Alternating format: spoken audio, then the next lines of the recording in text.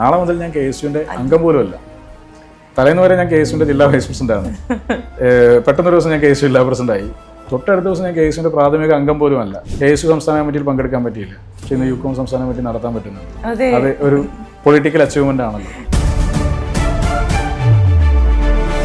CPM-ലെ ജയനത ജനങ്ങൾക്ക് മുമ്പിൽ ചർച്ചയാകാതിരിക്കാൻ വേണ്ടി കോൺഗ്രസിനകത്ത് വലിയ അടിയാണ് എന്ന രീതിയിലുള്ള പ്രചരണം നടത്തിക്കൊണ്ടിരിക്കുക. 2001 പോലെ സമാനമായൊരു വിജയം UDF-നെ തമ്മിൽ തല്ലിയിട്ട് അവരങ്ങില്ലാതായിക്കോളും. അങ്ങനെ ഞങ്ങൾ തന്നെ വീണ്ടും ജയിക്കും. അതല്ലാതെ ഇവരുടെ മേന്മ കൊണ്ട് ജയിക്കാവുന്ന ഒരു രാഷ്ട്രീയ സാഹചര്യം. കൊടുങ്ങല്ലൂരിന് വേണ്ടി എനിക്ക് ചെയ്യാൻ ആഗ്രഹമുള്ളത് എന്ന് പറഞ്ഞ പദ്ധതികൾ എന്തൊക്കെയാണ്? ലീഡറുടെ കാലം മുതൽ ഒരുപാട് ആളുകൾക്ക് തൊഴിൽ കൊടുത്തൊരു നേതാവാണ് ശ്രീ CK കരുണാകരൻ. അദ്ദേഹം പോലീസിൽ മാത്രമല്ല വിവിധ സ്ഥാപനങ്ങൾ ഇവിടെ കൊണ്ടുപോകുന്നു. ഇപ്പോൾ പുതിയ കാലത്ത് തൊഴിലവസരങ്ങൾ കൊടുക്കാൻ വേണ്ടി സാധിക്കണം, സംരംഭകത്തെ പ്രോത്സാഹിപ്പിക്കണം. അപ്പോൾ അങ്ങനെ സംരംഭകരായിട്ടുള്ള ആളുകളെ സംബന്ധിച്ച് ഇതൊരു ഇൻവെസ്റ്റ് ചെയ്യാവുന്ന ഒരു സ്ഥലമാണെന്നുള്ളൊരു ബോധ്യമുണ്ടാണ്. ഇതിവിടെ നടക്കുന്ന മുഴുവനും ജനാധിപത്യ ധ്വംസനമാണ്, അല്ലെങ്കിൽ പണാപഹരണമാണ് എന്നൊക്കെ പയ്യന്നൂർ പോലൊരു സ്ഥലത്തൊക്കെ അങ്ങനെ ഒരാൾ വിളിച്ചു പറയാനുള്ള ധൈര്യം കാണിച്ച് പുറത്തിറങ്ങി വരണമെങ്കിൽ എത്രമാത്രം ജനങ്ങൾ ഇവരോട് തിരിച്ചു ചോദ്യം ചോദിക്കുന്ന പലതിനും മറുപടി പോലും പറയാൻ ഇവർക്ക് സാധിക്കില്ല. പോലീസ് തന്നെ വെസ്റ്റ് പോലീസ് സ്റ്റേഷൻ്റെ ലോക്കപ്പിൽ വെച്ച് അതിക്രൂരമായ രീതിയിൽ മർദ്ദിപ്പിക്കുകയും എനിക്ക് എൻ്റെ വലത് വാരിയലിനുൾപ്പെടെ ഗുരുതരമായി പരിക്ക് പറ്റി. ഞാൻ 12 ദിവസം തൃശ്ശൂർ മെഡിക്കൽ കോളേജിൽ അഡ്മിറ്റായി. സുപ്രീം കോടതി പോലും ചോദിച്ചില്ലേ ശബരിമലയിൽ നടക്കും കൊള്ള നടത്തി, പിന്നെ എവിടെ നിന്നാണ് ഇനി ചെയ്യാൻ ബാക്കി? മറ്റ് പ്രധാന പദ്ധതികൾ, കൊടുങ്ങല്ലൂരിന് വേണ്ടി എനിക്ക് ചെയ്യാൻ ആഗ്രഹമുള്ളത് എന്ന് പറഞ്ഞ പദ്ധതികൾ എന്തൊക്കെയാണ്? അതിലൊന്ന് ഞാനിപ്പോൾ പറഞ്ഞ പോലെ അക്കാഡമി വിവിധ കുറെ കൂടിയൊക്കെ വളരെ പാഷനേറ്റായിട്ട് പഠനത്തൊക്കെ നോക്കിക്കാണുന്ന വിദ്യാർത്ഥികൾ പഠിക്കുന്ന സിവിൽ സർവീസ് ഉൾപ്പെടെയുള്ള കോഴ്സുകൾക്ക് വേണ്ടുന്ന ഒരു സൗകര്യം ഒരുക്കുക എന്നുള്ളത്. അതുപോലെ തന്നെ ലീഡറുടെ കാലം മുതൽ ഇവിടുത്തെ ഒരു പ്രത്യേകത, ഒരുപാട് ആളുകൾക്ക് തൊഴിൽ കൊടുത്തൊരു നേതാവാണ് ശ്രീ CK കരുണാകരൻ. അദ്ദേഹം പോലീസിൽ മാത്രമല്ല വിവിധ സ്ഥാപനങ്ങൾ ഇവിടെ കൊണ്ടുപോകുന്നു. ഇപ്പോൾ കേരള ഫീഡ്സ് ആളൂരിൽ നിന്നാണ് നിലനിൽക്കുന്നത്. ആളൂർ പഞ്ചായത്തിലാണ്. ആളൂർ പഞ്ചായത്ത് പഴയമാളയുടെ ഭാഗമാണ്. അന്നാണ് കേരള ഫീഡ്സ് കൊണ്ടുവരുന്നത്. കുഴൂരിൽ കോഴി കർഷകരാണ് കുഴൂരിൽ കൂടുതലായിട്ടുള്ളത്. അതുകൊണ്ടാണ് അവിടെ കോഴിത്തീറ്റ ഫാക്ടറി അവിടെ കൊണ്ടുവരുന്നത്. ഒരു പർപ്പസ് ഉണ്ടായിരുന്നു. അവിടെ കോഴി കൃഷിയുമായി ബന്ധപ്പെട്ട് പ്ലാനിങ്, കോഴി വളർത്തലുമായി ബന്ധപ്പെട്ടുള്ള ഒരുപാട് ആളുകൾ ഉണ്ടായിരുന്നതുകൊണ്ട് അവിടെ അത്തരത്തിലൊരു സ്ഥാപനം കൊണ്ടുവരുന്നു. അപ്പോൾ അതുമായി ബന്ധപ്പെട്ട് റിലേറ്റഡ് ആയിട്ടുള്ള ഒരു കണക്ടിവിറ്റി വരാവുന്ന രീതിയിലേക്ക് അവിടെ കോഴിത്തീറ്റ ഫാക്ടറി കൊണ്ടുവരേണ്ട ശ്രമം നടത്തുന്നത്. പൊയ്യയിൽ അഡാക്ക് ഫിഷ് ഫാം ഉണ്ട്. പൊയ്യ ഒരു കുറേ കെട്ടുകളും കാര്യങ്ങളും ചെമ്മീൻ കെട്ടുകളും കാര്യങ്ങളൊക്കെ ഉള്ള ഒരു പ്രദേശമാണ്. അപ്പോൾ അവിടെ അത്തരത്തിലൊരു ഡെവലപ്മെൻറ്റ്സിന് സാധിക്കുമെന്നുള്ളതുകൊണ്ടാണ് അദ്ദേഹം ജർമ്മനിയിൽ നിന്നൊരു സംഘത്തെ കൊണ്ടുവന്ന് പഠനം നടത്തിച്ച് അവിടെ അഡാക്ക് ഫിഷ് ഫാമിന് തുടക്കം കുറിക്കുന്നത്. അപ്പോൾ പൊയ്യയിൽ അഡാക്ക് ഫിഷ് ഫാം കൊണ്ടുവന്ന് അദ്ദേഹമാണ്. പിന്നെ പുത്തഞ്ചേരിയിൽ സ്പിന്നിംഗ് മില്ലാണ് ഒരു സ്ഥാപനം അവിടെ കൊണ്ടുവന്നു, സ്പിന്നിംഗ് മില്ല് കൊണ്ടുവന്നു. അങ്ങനെ ഓരോ പ്രദേശത്തും ഓരോ സ്ഥാപനങ്ങൾ അദ്ദേഹത്തിൻ്റെ കാലഘട്ടത്തിൽ കൊണ്ടുവന്നുണ്ട്. അന്നമനടയിൽ മേലടൂർ എന്ന് പറയുന്ന സ്ഥലത്ത് അവിടെ ഒരു കെൽട്രോണിൻ്റെ കീഴിലുള്ള കൺട്രോൾ വാൽവുകൾ ഉണ്ടാക്കുന്ന ഒരു കമ്പനി. ആ കമ്പനി പിന്നീട് കെൽട്രോണിൽ നിന്ന് വിജയമല്യ വാങ്ങുകയും വിജയമല്യയിൽ നിന്ന് ഇപ്പോൾ KSB വാങ്ങുകയും ചെയ്തു. ഇന്നതൊരു വലിയ സ്ഥാപനമാണ്. നമ്മൾ ചെന്ന് കണ്ടാൽ പോലും അതിശയപ്പെട്ടു പോകുന്ന രീതിയിൽ വലിയ ടേൺ ഓവറുള്ള വലിയൊരു സ്ഥാപനമാണ് കൺട്രോൾ വാൽവ് ഉണ്ടാക്കുക. ഞാൻ ആ കമ്പനിയിൽ ഒരു വർഷക്കാലം സൂപ്പർവൈസറായിട്ട് ജോലി ചെയ്ത ഒരാളും കൂടിയാണ്, അപ്രന്റീസ്ഷിപ്പിൻ്റെ ഭാഗമായിട്ട്. അപ്പോൾ അങ്ങനെ ഒരുപാട് സ്ഥാപനങ്ങൾ ഇവിടേക്ക് കൊണ്ടുവന്നു. അപ്പോൾ അങ്ങനെ കൊണ്ടുവന്ന ലീഡറുടെയൊക്കെ ഒരു കാഴ്ചപ്പാടുകളൊക്കെ മുൻനിർത്തി ലീഡറുടെയൊക്കെ പേരിൽ തന്നെ ഇവിടെ ഒരു തൊഴിൽ പരിശീലന കേന്ദ്രമോ അല്ലെങ്കിൽ ആളുകൾക്ക് ഒരു ജോബ് സെൻറ്റർ പോലെ തൊഴിൽ അന്വേഷിക്കുന്ന ആളുകളെ സംബന്ധിച്ച്, പുതിയ സംരംഭകരാன ആളുകളെ സംബന്ധിച്ചുള്ള കാഴ്ചപ്പാടുകൾ കൊണ്ടുവരുന്ന ആഗ്രഹമുണ്ട്. അതുപോലെ തന്നെ പുതിയ കാലത്ത് തൊഴിലവസരങ്ങൾ കൊടുക്കാൻ വേണ്ടി സാധിക്കണം, സംരംഭകത്തെ പ്രോത്സാഹിപ്പിക്കണം. അപ്പോൾ അങ്ങനെ സംരംഭകരായിട്ടുള്ള ആളുകളെ സംബന്ധിച്ച് ഇതൊരു ഇൻവെസ്റ്റ് ചെയ്യാവുന്ന ഒരു സ്ഥലമാണെന്നുള്ളൊരു ബോധ്യം ഉണ്ടാകും. ഞാനിപ്പോൾ ഈ തെരഞ്ഞെടുപ്പിൻ്റെ ഇടയിൽ തന്നെ കണ്ട് ഒരുപാട് സ്ഥാപനങ്ങളിലൂടെ മാളയ്ക്കകത്തും പൊയ്യക്കകത്തൊക്കെ ഉണ്ട്. ഈ കണ്ടെയ്നറിൻ്റെ ബോഡി പാർട്സ് ഉണ്ടാക്കുന്ന കമ്പനി പൊയ്യയിലൊന്നുണ്ട്. ഇവിടെ ഗാർമെൻറ്റ്സ് ഉണ്ടാക്കുന്ന കമ്പനി അഷ്ടമിച്ചിറയിലുണ്ട്. അവിടെ തന്നെ സർജിക്കൽ എക്യുപ്മെൻറ്റ്സ് ഉണ്ടാക്കുന്ന ഒരു വലിയ ഇൻവെസ്റ്റ്മെൻറ്റോട് കൂടിയിട്ട് നമ്മുടെ തന്നെ സൗഹൃദത്തിലുള്ള അദ്ദേഹത്തിൻ്റെ സ്ഥാപനം വലിയൊരു ഇൻവെസ്റ്റ്മെൻറ്റിൻ്റെ ഭാഗമായിട്ട് വരുന്ന വലിയ സ്ഥാപനമാണ്. അപ്പോൾ അങ്ങനെ നോക്കുമ്പോൾ ഒരുപാട് സ്ഥാപനങ്ങൾ അങ്ങനെയുണ്ട്. അപ്പോൾ ഞാൻ അവരൊക്കെ ആയിട്ട് സംസാരിച്ചപ്പോൾ അവരെല്ലാം പറഞ്ഞു ഇതൊക്കെ ഓരോ പ്രദേശത്തും ഇത്തരത്തിലുള്ള സ്ഥാപനങ്ങൾ കൊണ്ടുവരുമ്പോൾ അതിന് പ്രധാനപ്പെട്ട പ്രശ്നങ്ങൾ ഒരുപാട് നൂലാമാലകളുണ്ട്. അതുമാത്രമല്ല തൊട്ടടുത്തുള്ള ആളുകളിൽ നിന്നൊക്കെയുള്ള സഹകരണങ്ങളും കാര്യങ്ങളൊക്കെ പ്രശ്നമാണ്. അപ്പോൾ ഇത്തരം സ്ഥാപനങ്ങൾക്കെല്ലാം തന്നെ ഒരുമിച്ച് വരാവുന്ന ഒരു ഭാഗമാണല്ലോ നമ്മൾ ഒരു IT പാർക്ക് പോലെയൊക്കെ സൃഷ്ടിക്കപ്പെടാറുള്ളത്. അപ്പോൾ ഒരു ചെറിയ വ്യവസായ ഒരു മിനി വ്യവസായ പാർക്ക് പോലെ കൊടുങ്ങല്ലൂർ നിയോജകമണ്ഡലത്തിൻ്റെ ഏതെങ്കിലും ഒരു പരിസരത്ത് സ്ഥലം കണ്ടെത്താൻ സാധിക്കുകയാണെങ്കിൽ സർക്കാരിൻ്റെ ഒരു ഇൻവെസ്റ്റ്മെൻറ്റോട് കൂടി ഒരു മിനി വ്യവസായ പാർക്ക് ഉണ്ടാക്കിയെടുത്താൽ അതിന് ലീഡർ CK കരുണാകരൻ്റെ പേര് നൽകാൻ വേണ്ടി സാധിച്ചാൽ അവിടെ ഒരു സംരംഭം തുടങ്ങാൻ ആഗ്രഹിക്കുന്ന ആളുകൾക്ക് മറ്റു നൂലാമാലകളൊക്കെ ഒഴിവാക്കി വളരെ ഒരു ease of doing business P രാജുവിൻ്റെ ഭാഷയിൽ പറഞ്ഞാൽ അത് പറച്ചിലല്ലാണ്ട് പിന്നെ വേറെ ഒന്നും നടന്നിട്ടില്ല. അപ്പോൾ അങ്ങനെ ഒരു രീതിയിലേക്ക് അതിനൊരു കൺസെപ്റ്റ് കൊണ്ടുവരാൻ വേണ്ടി കഴിഞ്ഞാൽ ഇവിടെയും കുറേ വ്യവസായ സ്ഥാപനങ്ങൾ വരും, ചെറുതും വലുതുമായ സ്ഥാപനങ്ങൾ വരും. ചെറുതായിരിക്കും വരിക, അതാണല്ലോ പിന്നീട് വലുതാകുന്നത്. അത് പിന്നീട് ചെറിയ സ്ഥാപനമാണെങ്കിൽ കൂടി വരുന്നു, ഒരാൾ ഒരു സംരംഭം തുടങ്ങി വെക്കുന്നു, അതിൻ്റെ ഭാഗമായി കുറച്ച് പേർക്ക് തൊഴിൽ കിട്ടും. അതെല്ലാം ഈ പ്രദേശത്തെ ആളുകളിലേക്കല്ലേ കിട്ടും. അപ്പോൾ അങ്ങനെ ഒരു സ്ഥാപനം വരുന്നു, തൊഴിൽ കൊടുക്കുന്നു, അത് പിന്നീട് മെച്ചപ്പെട്ടു പോകുന്നു, വലിയ സ്ഥാപനമായി മാറിയാൽ കൂടുതൽ ആളുകൾക്ക് തൊഴിലവസരങ്ങൾ ഉണ്ടാകും. അപ്പോൾ ഇവിടേക്ക് ഈ നേരത്തെ പറഞ്ഞ പോലെ തന്നെ ഇവിടെ എല്ലാം അവൈലബിൾ ആകണം, ഒരു ക്യാഷ് ഫ്ലോ ഈ പ്രദേശത്ത് ഉണ്ടാകണം, സംരംഭങ്ങൾ വരണം, സംരംഭത്തിൻ്റെ ഭാഗമായി ജീവനക്കാരുണ്ടാകണം, ആ ജീവനക്കാർ മാസാവസാനം ശമ്പളം വാങ്ങി പുറത്തേക്ക് ഇറങ്ങണം, അവർ മാളാങ്ങാടി കയറി സാധനങ്ങൾ വാങ്ങണം, വ്യാപാരികൾക്ക് അതിൻ്റെ പണം കിട്ടണം, വ്യാപാരികൾ പിന്നെ അതിൻ്റെ അനുബന്ധ സാധനങ്ങൾ വാങ്ങുന്നത് സ്വാഭാവികമായിട്ടും മറ്റാളുകളുടെ വാങ്ങുമ്പോൾ ഒരു സൈക്ലിംഗ് ഇവിടെ നടക്കും. ഈ പ്രദേശത്തൊരു വലിയ വികസനം ഉണ്ടാകും. യാത്രയ്ക്ക് ഇങ്ങനെ കടന്നു പോകുന്നതിനപ്പുറത്തേക്ക് ആളുകൾ ഇങ്ങോട്ട് വരണം, കാര്യങ്ങൾ അന്വേഷിച്ച് വരണം എന്നുള്ളതാണ് ഒരു കാര്യം ഇത്തരത്തിൽ ഇങ്ങനെ സൂചിപ്പിക്കാനുള്ളത്. മറ്റൊന്ന്, ഇവിടുത്തെ ഏറ്റവും പ്രധാനപ്പെട്ട ഒന്ന് മാള അരവിന്ദൻ, മാളയുടെ ഒരു സ്വകാര്യ അഹങ്കാരമാണ്. ലീഡർ സമം മാള എന്നാണ് അറിയപ്പെട്ടിരുന്നത്. പക്ഷേ മാള അരവിന്ദനെ സംബന്ധിച്ച് അദ്ദേഹത്തിൻ്റെ പേരിന് മുമ്പിലാണ് മാള എന്ന് വെച്ചത്. അദ്ദേഹത്തിന്റെ പേരിന് മുമ്പ് ആദ്യം അദ്ദേഹത്തെ വിളിക്കുന്നത് ചെറുപ്പത്തിലൊക്കെ ഈ പേര് കേൾക്കുമ്പോൾ മാള ഒരു സ്ഥലമാണെന്ന് അറിയില്ല. അല്ല, നമ്മൾ പലപ്പോഴും കണക്കാക്കിയിട്ടുണ്ടാവുക, അല്ലെങ്കിൽ അങ്ങനെയുള്ള ആളുകളെ സംബന്ധിച്ചിട്ട് അത് അദ്ദേഹത്തിന്റെ പേരാണ്. പിന്നെ സിനിമ കാണുന്ന ആളുകൾ തന്നെ പറയും അത് മാളയാണെന്ന് പറയും. അത് മാള എന്നുള്ള വ്യക്തി പോലുമായിട്ട് ഈ സ്ഥലം തന്നെ ഒരു വ്യക്തി പോലുമായി പറയും. അപ്പോൾ അദ്ദേഹത്തിന്റെ പേരിൽ ഒരു കലാ സാംസ്കാരിക കേന്ദ്രം ഈ പ്രദേശത്ത് അർഹിക്കുന്ന അംഗീകാരത്തോടു കൂടിയുള്ള ഒരു ആദരവ് അദ്ദേഹത്തിന് ഈ നാട് കൊടുക്കേണ്ടതായിട്ടുണ്ട്. അത് പക്ഷേ കഴിഞ്ഞ 10 വർഷക്കാലത്തിനിടയിൽ ഉണ്ടായില്ല എന്നുള്ളൊരു പോരായ്മയുണ്ട്. അവിടെ തൊട്ടടുത്തൊരു പാർക്കിലാണ് അദ്ദേഹത്തിൻ്റെ പേര് വെച്ചിട്ടുള്ളത്. അങ്ങനെ പോരാ എന്ന അഭിപ്രായക്കാരനാണ് ഞാൻ.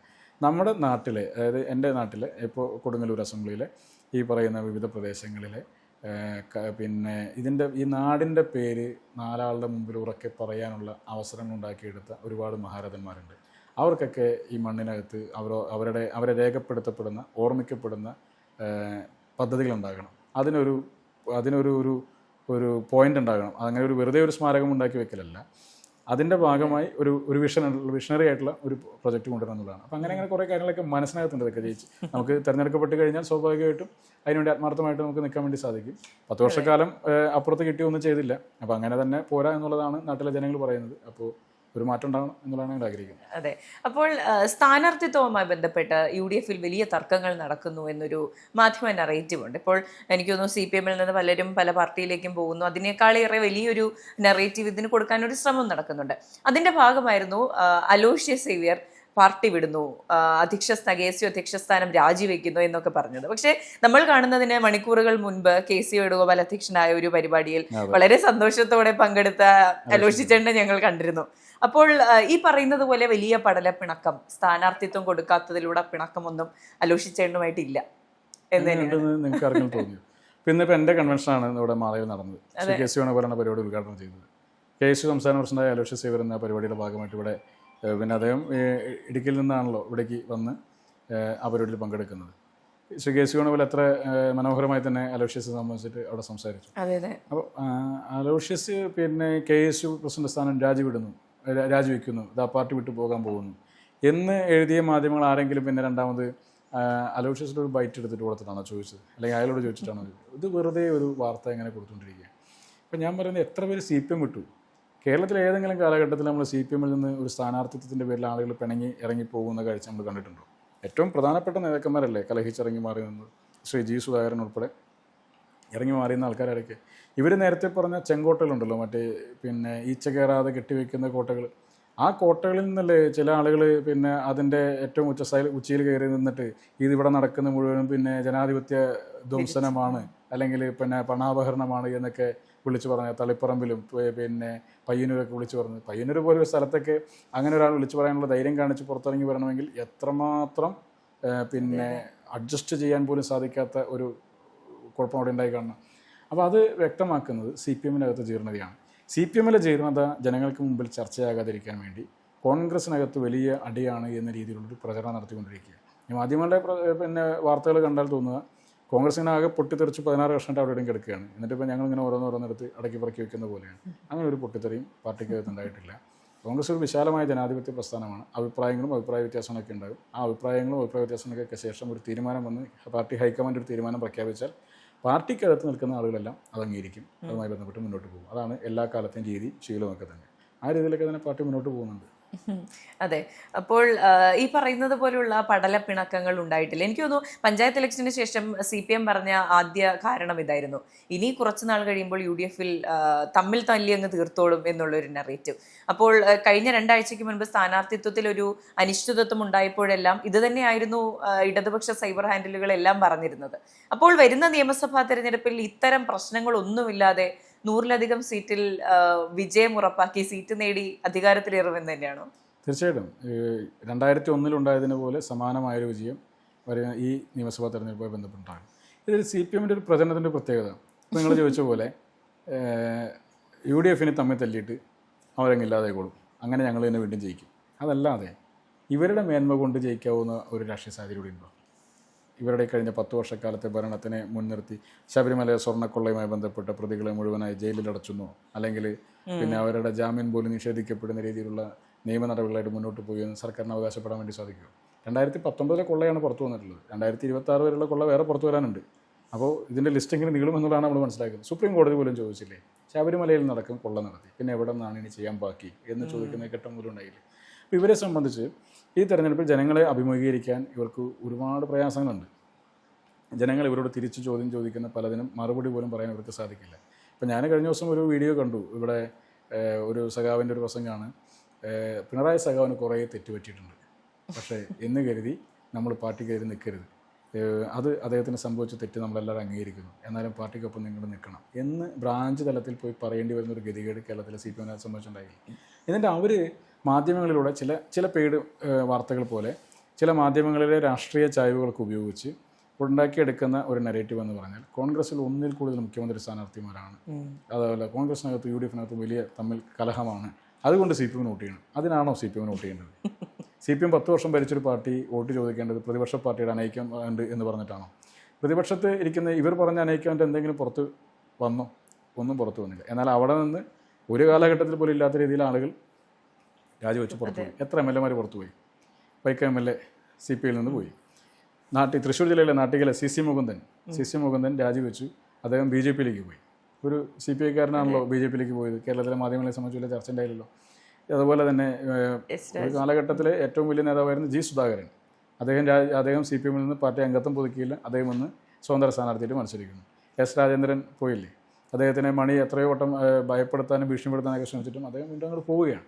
അങ്ങനെ എത്ര മുൻ MLA ഉൾപ്പെടെ ആളുകൾ എത്ര പേര് പുറത്തുപോയി. CPMൻ്റെ ജില്ലാ സെക്രട്ടേറിയറ്റ് അംഗങ്ങൾ, പ്രധാനപ്പെട്ട സ്ഥാനങ്ങളിലുണ്ടായിരുന്ന ആളുകൾ, ഇപ്പോൾ മലപ്പട്ടം പോലെ ഒരു പാർട്ടി മേഖല കൈകാര്യം ചെയ്യുന്ന പിന്നെ TK ഉൾപ്പെടെ തലപ്പറമ്പിൽ പാർട്ടിയിൽ നിന്ന് രാജിവെച്ച് പുറത്തു പോവുകയല്ലേ. അപ്പോൾ ഇവിടെ കാണിക്കുന്നത് ഇതൊക്കെ ആർക്കു വേണ്ടിയാണ് സംഭവിച്ചുകൊണ്ടിരിക്കുന്നത്? മക്കൾക്കും ഭാര്യമാർക്കും വേണ്ടി സീറ്റുകൾ വീതം വെച്ച് കാലങ്ങളോളം പാർട്ടിക്കകത്ത് നിന്നിരുന്ന ആളുകൾ പലരും കലഹിച്ചു പോകുമ്പോഴും അവിടെ പിടിച്ചു നിർത്താൻ അല്ലെങ്കിൽ അവരെ പാർട്ടിക്കൊപ്പം നിർത്താൻ ഇവർക്ക് സാധിക്കുന്നില്ല എന്നതാണ്. അപ്പോൾ കോൺഗ്രസ്സിലെ അനൈക്യം പറഞ്ഞിട്ടാണ് വോട്ട് പിടിക്കാൻ നിൽക്കുന്നത്, ഭരണത്തിൻ്റെ നേട്ടം പറഞ്ഞിട്ടല്ല. ജനങ്ങളെ സംബന്ധിച്ച് ഈ ഭരണത്തിൽ പൊറുതിമുട്ടിയിരിക്കുകയാണ്. കോൺഗ്രസ്സിന് അധികാരം കിട്ടുമെന്നും കോൺഗ്രസ് പിന്നെ UDF അധികാരത്തിൽ വന്നാൽ നല്ല രീതിയിൽ ഭരണം മുന്നോട്ട് കൊണ്ടുപോകുമെന്നുള്ളൊരു ഒരു മെസ്സേജ് കൊടുക്കാൻ ഞങ്ങൾക്ക് സാധിച്ചിട്ടുണ്ട്. അത് മുന്നോട്ട് പോകും.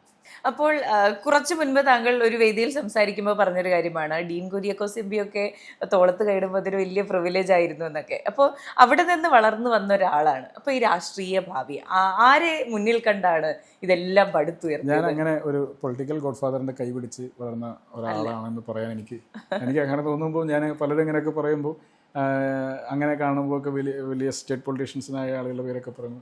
പ്രാദേശികമായി എന്നെ സഹായിച്ച ഒരുപാട് നേതാക്കന്മാരുണ്ട്. ഇവിടുത്തെ മുൻ MLA ഉൾപ്പെടെയുള്ള ആളുകളൊക്കെ തന്നെ എന്നെ കൈപിടിച്ച് ഉയർന്നതിലേക്ക് വലിയ പങ്ക് വഹിച്ചിട്ടുണ്ട്. ഞാൻ ഒരു പാൻ കേരള പൊളിറ്റിക്സിലേക്ക് എന്നെ എങ്ങനെ ലിഫ്റ്റ് ചെയ്ത് ആരും കൊണ്ടുവരാനായിട്ടൊന്നും ഒരു കേരളത്തിലെ പ്രധാനപ്പെട്ട ഒരു നേതൃത്വത്തിൻ്റെ ഭാഗമൊന്നും ആയിട്ട് എനിക്കത്ര അവസരങ്ങൾ ഉണ്ടായിട്ടില്ല. ഞാൻ പറഞ്ഞ വഴിവെട്ടി വന്നത് തന്നെയാണ്. അങ്ങനെയല്ല, അങ്ങനെ ഒറ്റയ്ക്ക് വഴിവെട്ടി ഒന്നും പറയാൻ വേണ്ടി സാധിക്കില്ല. അങ്ങനെ ഒറ്റയ്ക്കൊന്നും പൊളിറ്റിക്സിൽ ആർക്കൊന്നും നേടാൻ സാധിക്കില്ല. നമ്മൾ ക്ഷമയോട് കൂടി കാത്തു നിൽക്കുക എന്നുള്ളതാണ് ഇതിനകത്ത് ചെയ്യാനുള്ളത്. അത് നമ്മൾ ഒറ്റയ്ക്ക് തന്നെ ചെയ്യേണ്ട കാര്യമാണ്. നമുക്ക് സ്വയം ഒരു മാനസികമായൊരു ബലം ഉണ്ടാകണം. നമുക്ക് പിന്നെ അവസരങ്ങൾ നഷ്ടപ്പെടുമ്പോഴും മറ്റൊരവസരം നമുക്ക് വന്നു ചേരും എന്ന ഒരു ബോധ്യത്തോടു കൂടി സംഘടനാ പ്രവർത്തനം നടത്താനുള്ള ഒരു മനസ്സുണ്ടാകണം. അവസരങ്ങൾ വരും, എല്ലായ്പ്പോഴും ഒരേപോലെ അവസരങ്ങൾ വരണമെന്നില്ല. ഇപ്പോൾ ഞാൻ KSUവിൻ്റെ യൂണിറ്റ് പ്രസിഡന്റും ബ്ലോക്ക് പ്രസിഡന്റും ജില്ലാ വൈസ് പ്രസിഡന്റുമായി ജില്ലാ പ്രസിഡന്റ് ഒരു ദിവസമായത്. എൻ്റെ ഒരു ആഗ്രഹമായിരുന്നു KSU ജില്ലാ പ്രസിഡന്റ് ആവുക. അപ്പോൾ എനിക്കത് ഇടയ്ക്ക് തോന്നിയൊരു ആഗ്രഹമാണ് KSUവിനെ എൻ്റെ ഒരു സംസ്ഥാന യുക്കം KSU കമ്മിറ്റിയിൽ പങ്കെടുക്കുക, ഒരു വലിയ ആഗ്രഹം തോന്നിയൊരു കാര്യം. അപ്പോൾ ഞാൻ അന്നത്തെ KSU പ്രസിഡന്റ് ആയിരുന്ന VS ജോയിയുടെ അടുത്ത് ഇടയ്ക്കൊക്കെ പറയുന്നത് ഒരു ദിവസം സംസ്ഥാന KSU കമ്മിറ്റിയുടെ ഭാഗമായി ഒന്ന് പങ്കെടുക്കണം എന്നുള്ളൊരു ആഗ്രഹമാണല്ലോ. അപ്പോൾ ഒരു ദിവസം ഇരുന്നുള്ളൂ. ആ ദിവസം കമ്മിറ്റിയോട്ട് പങ്കെടുക്കാനും പറ്റിയിട്ടില്ലല്ലോ. KSU പ്രസിഡന്റായി നിയമിച്ച് പിറ്റേ ദിവസം ആ കമ്മിറ്റി NSU ഡിസോൾവ് ചെയ്തു. സംഘടനാപരമായ കാരണങ്ങളുണ്ടാവും, മറ്റു കാരണം. അപ്പോൾ എൻ്റെ പ്രായം കഴിഞ്ഞു, എനിക്ക് പിന്നീട് KSU സ്ഥാനങ്ങളുണ്ടായിട്ടില്ല. അപ്പോൾ ഞാൻ ജീവിതത്തിലെ രാഷ്ട്രീയത്തിൽ ഏറ്റവും കൂടുതൽ പ്രയാസപ്പെട്ട ദിവസങ്ങളൊന്നാണ്. ഒന്ന്, കോളേജിലുണ്ടായ ഒരു സംഘടനത്തിൻ്റെ ഭാഗമായി എനിക്ക് പോലീസുമായി ഒരു പ്രശ്നം ഉണ്ടാവുകയും പോലീസ് എന്നെ വെസ്റ്റ് പോലീസ് സ്റ്റേഷൻ്റെ ലോക്കപ്പിൽ വെച്ച് അതിക്രൂരമായ രീതിയിൽ മർദ്ദിപ്പിക്കുകയും എൻ്റെ ബോധം നഷ്ടപ്പെടുന്ന രീതിയിലുള്ള മർദ്ദനം എനിക്ക് ഏറ്റുവാങ്ങേണ്ടായി വന്നു. എനിക്ക് എൻ്റെ വലത് വാരിയലിനുൾപ്പെടെ ഗുരുതരമായി പരിക്ക് പറ്റി. ഞാൻ 12 ദിവസം തൃശ്ശൂർ മെഡിക്കൽ കോളേജിൽ അഡ്മിറ്റായി. അങ്ങനെ ആ മെഡിക്കൽ കോളേജിൽ പോലീസിൻ്റെ കസ്റ്റഡിയിലാണ്, പോലീസ് കസ്റ്റഡിയിൽ അഡ്മിറ്റ് ആയിരിക്കുകയാണ്. അപ്പോൾ അങ്ങനെ സ്വാഭാവികമായിട്ട് അടിയുണ്ടാകുമ്പോൾ പോലീസിൻ്റെ ഭാഗം ന്യായീകരിക്കാൻ വേണ്ടി കേസെടുക്കുകയും ചെയ്തു. മജിസ്ട്രേറ്റ് പിന്നെ ഹോസ്പിറ്റലിൽ വന്ന് എന്നെ ഹോസ്പിറ്റൽ റിമാൻഡാക്കി. ഹോസ്പിറ്റൽ സെല്ലിലേക്ക് മാറ്റിയില്ല, കാരണം അല്പം കുറച്ചും കൂടി പരിക്കും കാര്യങ്ങളൊക്കെ ഉണ്ടായിരുന്നുകൊണ്ട് ഹോസ്പിറ്റൽ സെല്ലിലേക്ക് മാറ്റുന്ന ഘട്ടമുണ്ടായില്ല, ഫുള്ളും ആയിരുന്നു അത്. അങ്ങനെ കിടക്കുന്ന ആ ഒരു 12 ദിവസക്കാലത്തിനിടയിലാണ് എന്നെ KSU ജില്ലാ പ്രസിഡന്റായിട്ട് നിയമിക്കുന്നത്. അത് അന്ന് വൈകുന്നേരം ആ വാർഡിലുള്ള മുഴുവൻ ആളുകൾക്കും ഞങ്ങളുടെ KSU പ്രവർത്തകരെ കൂടി ലഡുവൊക്കെ വാങ്ങിക്കൊടുത്ത് വൈകുന്നേരം നിൽക്കുമ്പോഴാണ് NSUവിൻ്റെ ഒരു തീരുമാനം വരുന്നത്. പാർട്ടിയുടെ ഒരു തീരുമാനമാണ്, സംഘടനയുടെ അഖിലേന്ത്യാ നേതൃത്വത്തിലൊരു തീരുമാനമാണ്. അങ്ങനെ അത് നോമിനേറ്റഡ് ആയിട്ടാണ് KSU പ്രസിഡന്റായിട്ട് വെച്ചത്. നോമിനേറ്റഡ് ആകേണ്ട എലക്റ്റഡ് ആയിട്ടൊരു കമ്മിറ്റി മതി എന്നുള്ളത്. പക്ഷേ എനിക്ക് മത്സരിക്കാൻ പ്രായമില്ല, ഞാൻ KSUവിൻ്റെ പ്രായപരിധി അധികരിച്ചു. അപ്പോൾ അതുകൊണ്ട് എനിക്ക് അതിൽ മത്സരിക്കാൻ വേണ്ടി സാധിച്ചില്ല. അപ്പോൾ അന്ന് രാത്രി എന്നെ സംബന്ധിച്ച് വളരെ പ്രയാസമുള്ളൊരു രാത്രിയാണ്. ഒന്ന്, ഞാൻ ആശുപത്രിയിൽ കിടക്കുന്നതിൻ്റെ ഒരു പ്രയാസം, പിന്നെ ശാരീരികമായ അസ്വസ്ഥതകളുടെ, അതിനേക്കാളൊക്കെ ഉപരി കഴിഞ്ഞൊരു 10 വർഷക്കാലത്ത് എൻ്റെ ഐഡൻറ്റിറ്റി അന്ന് നഷ്ടപ്പെടുകയാണ്. എൻ്റെ സകലമാന സുഹൃത്തുക്കളുടെ ഫോണിലും എൻ്റെ പേര് സേവ് ചെയ്തിട്ടുണ്ടാവുക ജനീഷ് KSU എന്നായിരിക്കും. ഓക്കെ, ഞാനൊരാളെ ഫോണിൽ വിളിച്ചാൽ, പാർട്ടിയിലുമായി ബന്ധപ്പെട്ട ഒരാളാണ് ഫോണിൽ വിളിക്കുന്നതെങ്കിൽ ഞാൻ പരിചയപ്പെടുന്നത് KSUവിൻ്റെ ജനീഷ് എന്നാണ്. അവജ ജനീഷ് എന്നല്ല, ഞാൻ KSUവിൻ്റെ ജനീഷാണ്. അപ്പോൾ KSU എൻ്റെയും പിന്നെ ഞാൻ KSUവിൻ്റെയാണ് എന്നതുപോലെ ചിന്തിച്ചിരുന്ന ഒരു കാലമാണ്. അപ്പോൾ അന്ന് രാത്രി നമ്മൾ പെട്ടെന്നൊരു ഓർഡറിൽ സംഘടനയുടെ നേതൃസ്ഥാനത്ത് നിന്ന് മാറ്റപ്പെടുന്നത് മാത്രമല്ല, നമ്മളുടെ ഒരു ഐഡൻറ്റിറ്റി ആയിട്ടുണ്ടായിരുന്ന ആ പേരിൽ നിന്ന് KSU ഒഴിവാക്കപ്പെടുകയാണ്. അടുത്ത യൂത്ത് കോൺഗ്രസ് സ്ഥാനം കിട്ടുമെന്നോ കിട്ടില്ലയോ ഒന്നും നമുക്കറിയില്ല. നമ്മൾ SOP ആയിട്ട് സംഘർഷം ഉണ്ടായി ആശുപത്രിക്ക് എടുക്കുകയാണെന്നോ പോലീസായിട്ട് തുടർന്നുണ്ടായ സംഘർഷത്തിൻ്റെ ഭാഗമായി ആശുപത്രി, അതല്ല നമ്മുടെ പ്രശ്നം. നാളെ മുതൽ ഞാൻ KSUവിൻ്റെ അംഗം പോലുമല്ല. തലേന്ന് വരെ ഞാൻ KSUവിൻ്റെ ജില്ലാ വൈസ് പ്രസിഡന്റാണ്. പെട്ടെന്നൊരു ദിവസം ഞാൻ KSU ജില്ലാ പ്രസിഡന്റായി. തൊട്ടടുത്ത ദിവസം ഞാൻ KSUവിൻ്റെ പ്രാഥമിക അംഗം പോലും അല്ല എന്ന് പറയുമ്പോഴുണ്ടാകുന്ന ഒരു ആബ്സൻസ് ഉണ്ട്. ആ ആബ്സൻസ് എന്നെപ്പോലെ തന്നെ കേരളത്തിൽ ഒരുപാട് KSU പ്രവർത്തകർക്കുണ്ടാകുന്ന ഒരു കാര്യം തന്നെയാണ്. പിന്നെ ജീവിതത്തിൻ്റെ ഏറ്റവും പ്രധാനപ്പെട്ട ഒരു പ്രായമാണ്, ഏറ്റവും പ്രധാനപ്പെട്ട ഒരു ആ ഒരു പ്രായത്തിനകത്ത് നമ്മൾ മനസ്സിനകത്ത് അത്രത്തോളം വൈകാരികമായിട്ടൊരു പ്രസ്ഥാനത്തെ കൊണ്ടു നടക്കുകയും അതിൻ്റെയൊക്കെ ഭാഗമായി നടക്കുകയൊക്കെ ചെയ്തിട്ട് പെട്ടെന്ന് ഒരു സുപ്രഭാതത്തിൽ അതില്ലാതാകുമ്പോഴുണ്ടാകുന്ന ഒരു പ്രയാസമുണ്ട്. അപ്പോൾ അന്ന് അതെനിക്ക് വലിയൊരു നിരാശയുള്ളൊരു കാര്യമായിരുന്നു. അതിനുശേഷം പിന്നെ അതിനിടയിലൊക്കെ പലപ്പോഴായിട്ട് ഞാൻ യൂക്കോൺസ് പാറയൊക്കെ കിട്ടിയിട്ടൊക്കെ ഉണ്ട്. ഞാൻ KSUവിൻ്റെ യൂക്കോൺസിൻ്റെ മണ്ഡലം പാറയെ എന്ന രീതിയിലൊക്കെ പിന്നെ ഒന്ന് പ്രാദേശികമായിട്ടൊക്കെ ഉണ്ടായിട്ടുണ്ട്. യൂക്കോൺസിൻ്റെ നിയോജകമണ്ഡലം കമ്മിറ്റിയുടെ സെക്രട്ടറിയാണ് PC വിഷ്ണു പ്രസിഡന്റ് ആവുന്ന ഘട്ടത്തിൽ അദ്ദേഹത്തിൻ്റെ നിയോജക കമ്മിറ്റിയുടെ സെക്രട്ടറിയായിട്ട് തിരഞ്ഞെടുക്കപ്പെട്ടിട്ടുണ്ട്. അപ്പോൾ അന്ന് ഇവിടെ സംഘടനാ ചുമതല എനിക്കാണ്. അപ്പോൾ അന്ന് എല്ലാ പഞ്ചായത്തിലൊക്കെ ഞാൻ ഇതിൻ്റെ കാര്യങ്ങളൊക്കെ ആയിട്ട് ബന്ധപ്പെട്ട് പോകാറുണ്ട്. അപ്പോൾ ഒരു ക്യാമ്പിന് വിഷ്ണുനാഥ് വരുമ്പോൾ അതെങ്ങനെ കയറി പോകുന്ന സമയത്ത് നമ്മൾ നോക്കി ചിരിച്ചു പോകുമ്പോൾ ഓക്കെ, അയാളെ നമ്മളെ നോക്കി ചിരിച്ചു എന്നുള്ളതാണ് നമ്മുടെ സന്തോഷം. അത് സാധാ പ്രവർത്തകൻ്റെ വികാരമാണ്. അതെന്നും അതുപോലെ ചിന്തിക്കുന്ന ഒരുപാട് ആളുകളുണ്ടാവും. അതുപോലെ തന്നെ പിന്നെ അതിനുശേഷം അന്ന് ലിജു, മാത്യുക്കുൾ നടന്നു, ഇവരൊക്കെ വരുമ്പോഴൊക്കെ നമ്മൾ ഭയങ്കര ആശ്ചര്യത്തോടെയാണ് നോക്കുന്നത്. ശ്രീ ഹൈബിയുടനാണ് ഞാൻ KSUവിൻ്റെ ഭാഗമായിരുന്ന സമയത്ത് ജില്ലാ പ്രസിഡന്റൊക്കെ. ഹൈബിയുടെ ഒരു കോള് വന്നാൽ നമുക്കെന്തോ ഒരു വലിയൊരു സന്തോഷമാണ്. നമ്മുടെ ലീഡർഷിപ്പ് വിളിക്കുന്നു എന്നുള്ളൊരു സന്തോഷം. അതൊക്കെ സാധാ പ്രവർത്തകൻ്റെ ഒരു അടിത്തട്ടിൽ പ്രവർത്തിക്കുന്ന പ്രവർത്തകരുടെ കുറേ ഇമോഷണൽ കണക്റ്റുകളാണ്. അതുപോലെ തന്നെ അദ്ദേഹം പിന്നെ KSU പ്രസിഡന്റ് ആകുന്ന സമയത്ത് ഞാൻ KSUവിൻ്റെ ബ്ലോക്ക് പ്രസിഡന്റായി. എറണാകുളത്ത് വെച്ച് കാണുമ്പോൾ അങ്ങനെ എവിടെയെങ്കിലൊക്കെ കാണുമ്പോൾ പുള്ളി നമ്മളെ റെക്കഗ്നൈസ് ചെയ്യുന്നു എന്ന് പറഞ്ഞാൽ നമുക്കൊരു സന്തോഷമാണ്. ശ്രീ ഡീൻ പ്രസിഡന്റായ സമയത്ത് ഇതുപോലെ തന്നെ ഒരു ഇതിലേക്ക് പോകുമ്പോൾ ഇതും ഡീൻ അറിയണ കാര്യം അന്ന് നമ്മൾ ഇങ്ങനെ വന്നിരുന്ന് പറയുന്ന കാര്യമല്ലല്ലോ. അപ്പോൾ അവരിങ്ങനെ പോകുമ്പോൾ ഒന്ന് തോളി തട്ടിയാൽ നമുക്കപ്പോൾ തോന്നുന്നു ഓക്കെ, നമ്മൾ പ്രിവിലേജഡായി. ഇത് തന്നെ ഏത് നേതാവ് വന്നാലും നമ്മളെ സംബന്ധിച്ച് അങ്ങനെയൊക്കെ തന്നെയാണ്. ആര് വന്നാലും നമ്മളൊരു ആൾക്കൂട്ടത്തിൽ നിൽക്കുമ്പോൾ ഞാൻ അങ്ങനെ ഇടിച്ചു കയറി പോകാറില്ല. ഞാൻ ഒരു നേതാവിൻ്റെ മുമ്പിലേക്ക് ഇടിച്ചു കയറി പോകാറില്ല. അന്നും പോകാറില്ല, എന്നും പോകാറില്ല. ഞാൻ ഒരു വേദിയിലും അനാവശ്യമായി കയറി ഇരിക്കാറില്ല. ഞാൻ പരമാവധി സമയങ്ങളിലും ഞാൻ യൂക്കോൺസ് ജില്ലാ പ്രസിഡന്റ് ആയിരുന്ന സമയത്ത് ഉൾപ്പെടെ പിന്നെ തൃശ്ശൂർ തേക്കങ്കാട് നടക്കുന്ന പരിപാടികൾ ഉൾപ്പെടെ ചില ഘട്ടങ്ങളിൽ മാത്രം വേദിക്കകത്ത് കസേര ഉണ്ടെങ്കിൽ പേരുണ്ടെങ്കിൽ ആരെങ്കിലുമൊക്കെ പറഞ്ഞാൽ കയറിയിരിക്കുന്നല്ലാതെ ജില്ലാ പ്രസിഡന്റ് താഴേക്കാൻ പാടില്ല, മുകളിൽ കയറിയിരിക്കണമെന്ന് ആരെങ്കിലുമൊക്കെ പറഞ്ഞാൽ കയറിയിരിക്കുന്നല്ലാതെ ഒരു വേദിയിലും ഒരു കസേരയ്ക്ക് വേണ്ടിയിട്ട് ഞാൻ വഴക്കിട്ടിട്ടില്ല. പക്ഷേ എനിക്ക് അങ്ങനെ കസേരകൾ നിഷേധിക്കപ്പെട്ടില്ല. മാറി നിന്നാലും അർഹതപ്പെട്ട അവസരങ്ങളാണെങ്കിൽ കടന്നു വരും എന്ന് തന്നെയാണ് എൻ്റെ അർത്ഥം. അപ്പോൾ ഞാൻ അങ്ങനെ ഇരിക്കാറില്ല. ആ സമയങ്ങളൊക്കെ നമ്മൾ താഴെ സാധാ പ്രവർത്തകർക്കൊപ്പം നമ്മൾ കപ്പലണ്ടി കുറച്ച് തെക്കിങ്ങാട് മൈതാനത്ത് 6 പ്രസംഗിക്കുമ്പോൾ നമ്മൾ കപ്പലണ്ടി കഴിച്ച് താഴെയുള്ള ആളുകളുടെ കൂട്ടത്തിലേ നിന്നിട്ടുള്ളൂ. അപ്പോൾ അവിടെ നിൽക്കുമ്പോൾ കിട്ടുന്ന ഒരു സംതൃപ്തിയുണ്ട്, അത് പലപ്പോഴും വേദിയിലിരിക്കുമ്പോൾ കിട്ടില്ല. അതാണ് ഒരു പ്രത്യേകത.